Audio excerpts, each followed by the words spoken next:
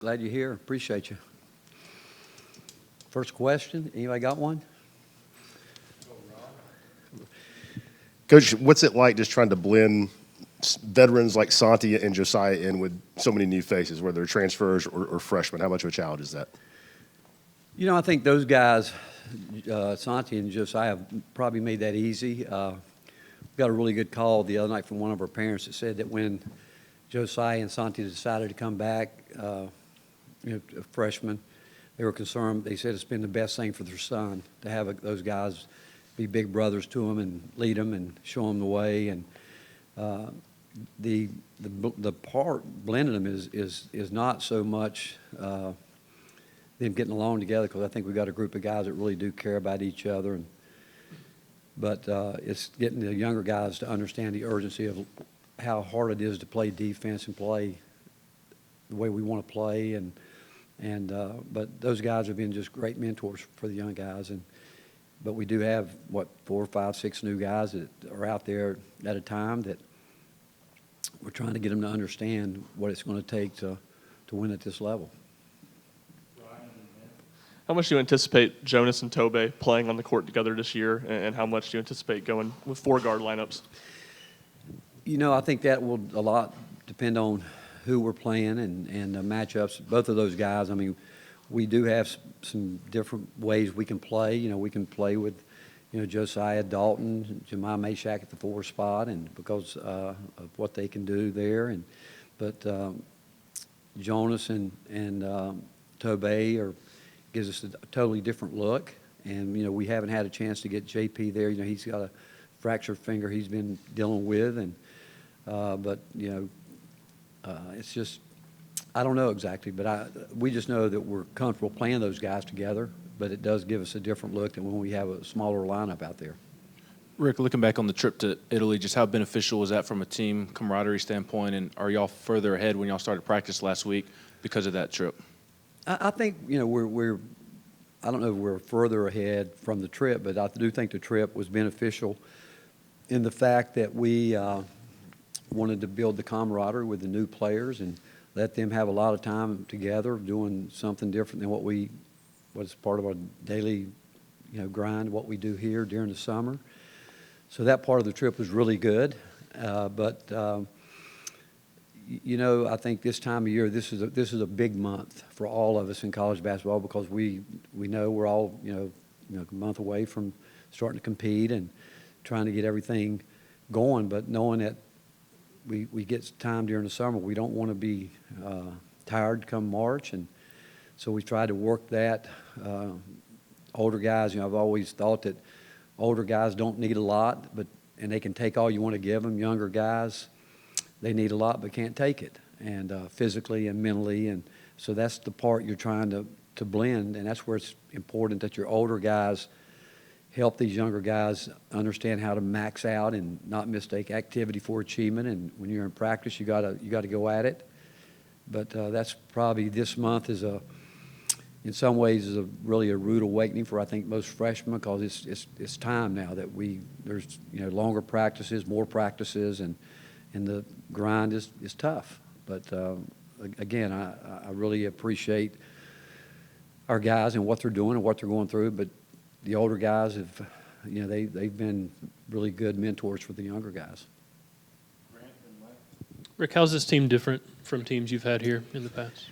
Well, we scrimmaged Saturday, and we only had 9 guys available, so we had to use a couple of our walk-ons who were excited about them being on our team. And, the one thing that was you look at a stat sheet, we made 20 out of 42 threes from the 2 teams combined.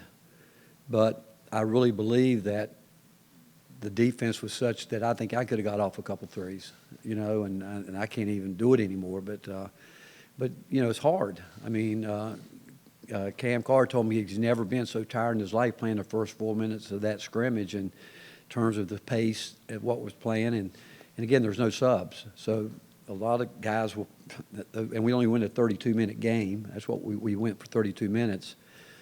But the fact is that we've got some I know we have more depth on the perimeter than we've had since we've been here. And up to this point, we've shown that we can shoot the ball, but I just know that we've got a long way to go defensively. But the fact is, these guys have proven to us that they want to work and they want to be good. And there's definitely a difference right now with the older guys in terms of the tempo and the pace we want to play with compared to the younger guys. But actually, at the end of practice yesterday, I thought there was a glimpse that I'll be able to show these guys today before we do get on the floor that they can do it, because they started playing with the speed and moving the ball the way we wanted it done. Some good cutting action, some random type basketball that we want to play with, and so we just got to continue to build each day. You referenced that depth on the perimeter. With that, how important is it that guys like Dalton and Jemai do learn how to play the four, just to balance out some of that? Well, Jemai can do it. I mean, he's done it. I mean, he's basically just played every position like Josiah since he's been here. So he'll play any of those positions. And then Dalton learning the whole system, and not just the two wings pretty much do the same. Point guard obviously is a difficult position to play, and the four with him is different than the way Tobey and Jonas would play in some ways. But learning the organization side of it, understanding that they've got to understand what we're trying to get done out there, and get comfortable with the movement patterns that we want, both offensively and defensively. And I tell our guys all the time, with our defense, it's as much a play as you run as you do with offense. And he's got Dalton's got terrific offensive instincts, and so I think he should have them on the defensive end. It's a matter of a mindset, and he's working at it. I think he would tell you one of the reasons that he came here was he knew that he wanted to get better defensively. And when we were recruiting him, there's no doubt he's going to help us tremendously on the offensive end, but he also knows what we expect from him on the defensive end, and he's point blank has told me, he said, "Coach, that's why I came here, because I want to be able to learn how to play defense the way that I think it should be played." And so that's fun going forward, because he's got a chance to just get so much better. But he is having to learn a lot quick, but he's embraced it. He's not afraid of it, and it's just a matter of him getting better with it. With all the going back to Tobey, with everything that went into last season and then the experience that he got over the summer, what sort of expectations are you looking forward to the jump from year one to year two? Well, he's a much different player right now than he was. His confidence is totally different. And Tobey was a player that no one's ever ran a play for him. Tried to play through him. We've obviously tried to work doing things with he and Jonas, because we think they both have skills that we can take advantage of, and it's up to us to get them in positions where they can be effective. But Tobey's rebounding, it's just a great talent. It's something that he has an unbelievable passion for. He's got great instincts for it, but he's also he's gotten better in so many. There's not an area that he hasn't improved in. I think what he did with USA basketball was a big confidence booster to him, and he. Again, I just think he's got an incredible future ahead in basketball for himself, and one, because he works so hard. I mean, it really matters to him, and he is learning a lot of things right now and he's being asked to do some things that I'm not sure. Well, we didn't ask him to do them a year ago, but we're asking him to do more and be more of a force on both ends, and we think he can shot block if he wants to, if it's in his mindset, because he's so quick getting to the offensive boards. He ought to be that quick getting off the ground to go block shots. And then offensively, we think if he'll get himself off the ground as quick as he can, again, going to offensive rebounds, he ought to be able to do that with the ball in his hand too. Coach, in the back, who do you see taking up that number one backup role for the point guard position, or if Zakai's unable to go, the starting point guard position? What I would say, and I said it to the team almost every day, but I know I said it to them 2 days ago. I'm not really concerned about who's going to start the game. I told them, I said, I'm trying to figure out who we can finish it with. And I think we've got so many different things, different players that, I could tell you we've got 8 guys, 9 guys that I think would be considered starters. I'm again, like I said, the honest answer to that is I don't know. how it's going to play out right now because we haven't had the whole team. You know, Zakai's not back out there totally. He's doing a little bit right now. I would say that I think Chad and Garrett would probably tell you they think he's probably ahead of schedule, but he has done a little bit, start of practice each day, and then we back him down. Now, if it were up to him, he'd practice the entire time, but we won't let him.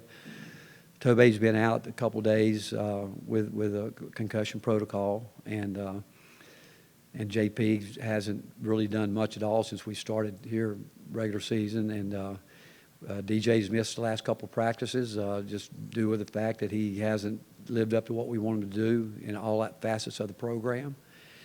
So we haven't put it all together, and in terms of putting together the whole thing, I don't know, other than the fact that I like where we are. I think we're going to have a lot of different options, and I think this group of guys, I'm not sure it matters to them. I don't know if I'd say it. I think everybody would like to have their name called before the game and go out, but we've just tried to drive home the point. We want to, who can we count on in the last 5 minutes? We think we're going to be in a lot of close games this year again with the schedule that we play, and we've got to be able to finish those games out. How has Freddie grown defensively, and then where is he at being an effective offensive player when he doesn't have the ball in his hands? Great question. I think he's gotten better in all those areas. I think that he is finding out, again, you know what, where he is right now reminds me so much of where Kennedy was. You know, had been asked his whole career to have the ball in his hand and just go create offense. Find a way to, you know, come off a screen, go create some offense for your teammates, and shot clock gets down, just get a shot up. And but he's playing. He's learning how to play. But you know, he's got a great attitude about it. I don't think Freddie yet truly understands all he can do and the way he's going to have to continue to. He does know. I will say that he does know what he needs to do, but it's hard. And but he's going to do it because he's got a good attitude about it. He's open to being coached.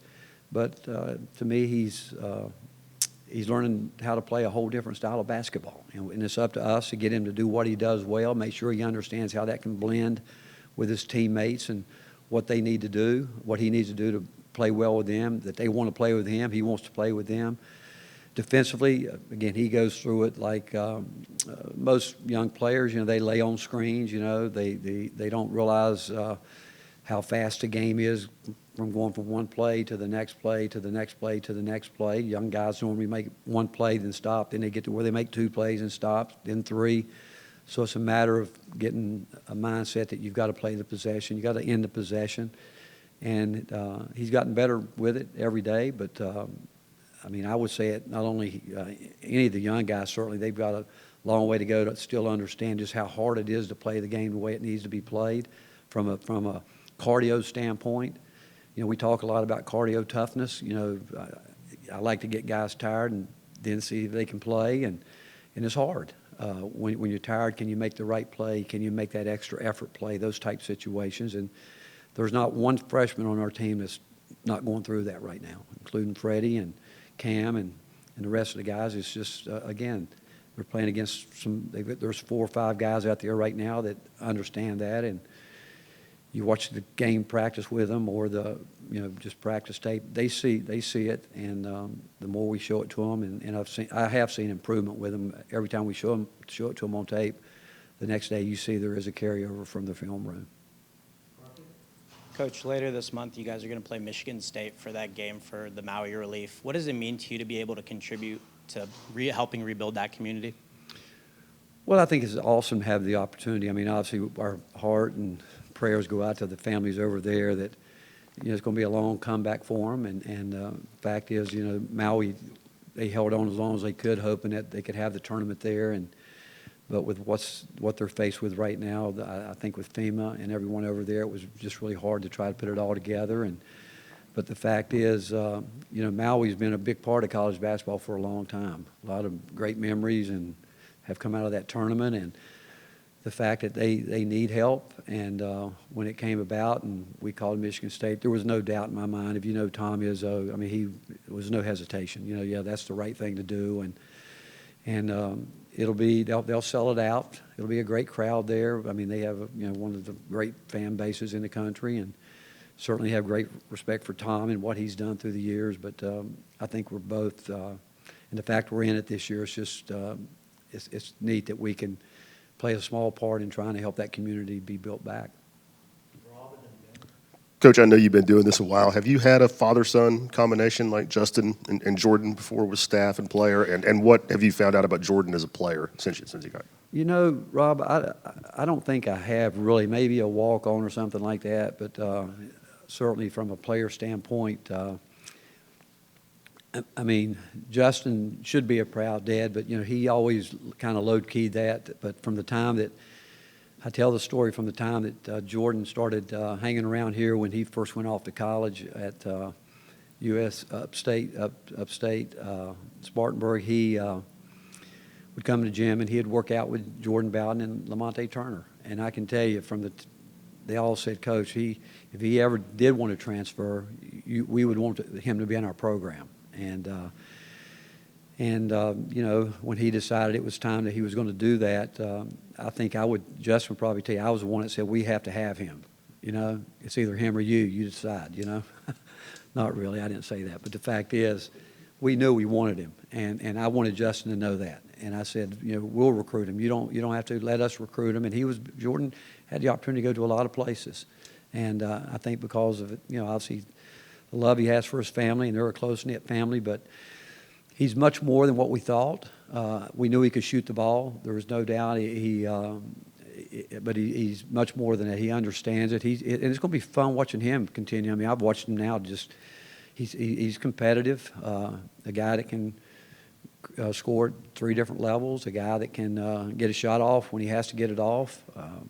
But again, and his body's changed a lot since he's been here. But it's just only going to continue to change more. But he's got a really good basketball IQ. He's like I said, he's competitive.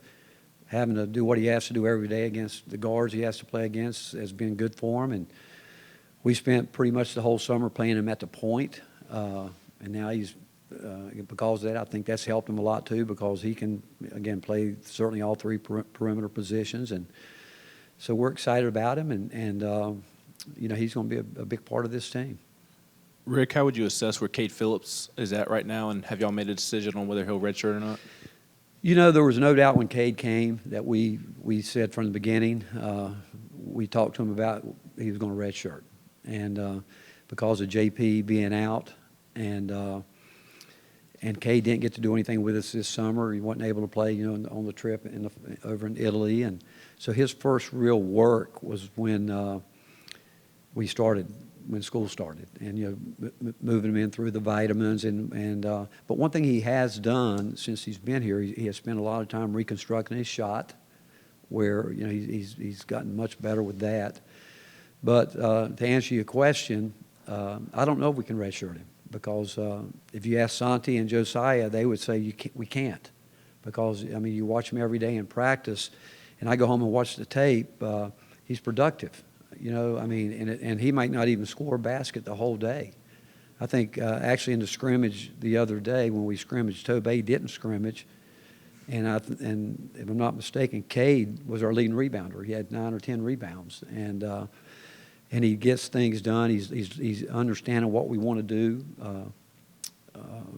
offensively. You know, he's picked it up quicker than we thought, and I would say that he and Cam have probably been the 2 biggest surprises with everything that's going on. And but again, as I'm standing here being honest with you, I don't know. I don't know that question. I think it depends on the next couple of weeks how it plays out. But I know one thing: he's got a great future, and he's going to be a guy that's going to help us win a lot of games here. And he's a big part of this program this year and moving forward. With Santi and Josiah returning back here for their 5th year, what impact are you expecting them to make in these early months of practice? You know, the biggest thing I told both of those guys when we talked about them coming back, it was leadership, knowing that we had a lot of new guys in the program. And then I told them, I said, personally, coaching staff-wise, we're not going to judge you on, because you guys have worked. They've always worked. You know, they've been guys that we know have represented this program the way we wanted it represented. They are guys that they bring it every day. I mean, I get on them like I would anybody else, and they handle that fine. But I said, you're going to be judged this year really more so than ever on your leadership, what you're going to do to help these young guys. And when we got the call last week, one of the assistants got it about how they're glad that those guys came back and how much it's helped the young guys. That's what we were looking for, and they've lived up to it. And then, but we expect a lot from those two guys, and then certainly when Z gets back, and Jemiah Meshach's been a big part of it. I mean, those guys have played a lot of big minutes, but again, leadership I think will be the biggest thing when it gets right down to it. Why do you think Santi and Joe came back at the end of the day? Well, the good thing about them getting to go out and experience what they can experience through finding out what they need to do, I think both of them, and I think anytime someone comes back like that, I think it shows a lot of maturity in the fact that they ask questions. They certainly have agents that they believe in and have helped them, but when you get down to it, both of those guys are guys that are going to, with or without an agent, they're going to ask their own questions, and they're going to get the they want to hear the feedback themselves, and I'm sure during the interviews they would be the kind of guys that would point blank say, hey, what do you think I should do, or what do you see me doing? Where would it be? But I was glad that both of them got to go through it, because next year that's what will be their future. They're going to have to go through it again. And I think there's no doubt both of them would tell you they learned from the tryouts they had and what they had to do. And both of them have come back, and they really better than they've ever been. I mean, if you think about it, this was the first summer that Santi's been here since he's been here, and I think it's shown up. And I mean, we know that he's a machine when it comes to cardio, fitness, and the way he runs around. But he's at a level that he hasn't been, and I think a lot of that has him because he was here for the first time. Josiah's had his best off season where he hasn't missed a day. He's been knock on wood. He's taken great care of his body, which he always has. But the little nagging injuries he had, he's been able to stay ahead of all that, and they've gotten. Again, I think after the feedback, there was no doubt they knew they wanted to come back. And I think it speaks volumes about our program and the university and our fan base here. Both of those guys, they love it here. They love this university, and they know that. And I really think when some of these guys go out and they have people like, each of them have people they can talk to about, what's it like up there? What's it going to be like here? And I think some people say, hey, look, it's different. Believe me, when you're in college, that's some of the best years of your life, and I would want to ride that train as long as I could ride it. And I think, obviously, with the NIL, that plays a part in it now. And so I do think both of them made really wise decisions in coming back. Coach, in the back here, you said, in the back, way back. Yeah. You said Jordan Gainey has been getting a lot of minutes at the point guard position. What's the difference between him at point guard and Zakai at point guard? Well, there's a lot there, but just because, Zakai's been with us, and, I think it kind of, after Zakai got hurt last year, I think it kind of went unnoticed how much he had gone from being a guy that just scored when he got here to how he became such a good distributor. I think he tied Kennedy's record for assists in a year, what Kennedy had the year before. So he's been around, and Zakai's, they're different. I mean, I do think that when Zakai comes back, I think it's going to really help Freddie and Jordan a lot. I think it's going to help them a lot because there's nobody on our team that can do what he can do defensively the way he does it. And, Zakai's a guy that changes the court when he's out there. I mean, he changes it in a lot of different ways. But Jordan can really shoot the ball, just like Zakai. I mean, they both can shoot the ball. But I'd just say right now the fact that Zakai's been around, he knows it. He's played with these guys longer. He's been able to, obviously, he knows the defensive system better and ball screen defense. That's something that I think Jordan probably has had to learn more because when he is at the point, he's going to get screened a lot more there in ball screen situation as opposed when he's off the ball more. But again, he's improved, he's embraced it, and we're just fortunate and blessed that we have them both. All right, thank you, guys.